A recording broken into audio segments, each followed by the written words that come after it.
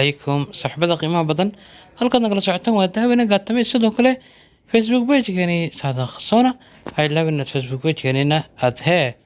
soo follow gareysaan ama like gareysaan maxay yeelay waxayna tahay dardar sidoo kale dhiirigelin sidoo kale hay laabin inaad YouTube-keena daawina gaatame aad subscribe noo saarto sidoo kale nala daawato muuqaalkan aan ka diyaarnay wadanka Turkiga gaar ahaan meelaha dalxiiska loo tago ee dalka Turkiga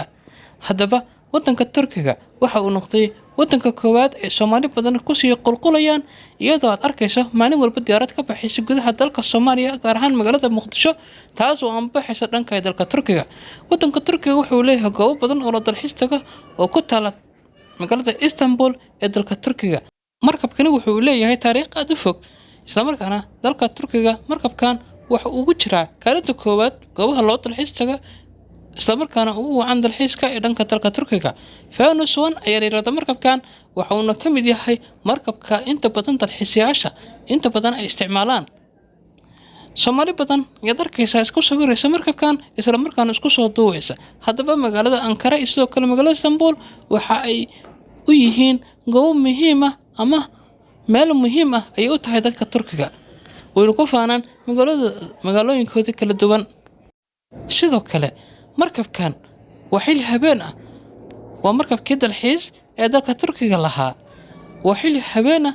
markabkan wuxuu kaalinta koowaad ugu jiraa goobaha ugu quruxda badan isla markaana ay bulshooyinka Turkiga ay ku faanaan isla markaana ku dalxiisaan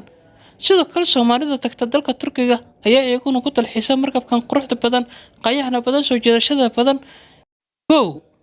ogow haddii aad markabkan isku soo duubin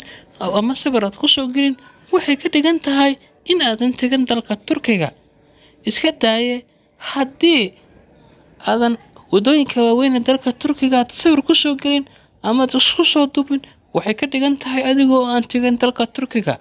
haddaba dadka inta badan dalka Turkiga taga way isku soo duubaan isla markaana sawir ku soo galaan aad u mahadsantihiin warbixintan iska malayacniga waxaan ka diyaarnay dalka Turkiga way ku mahadsantihiin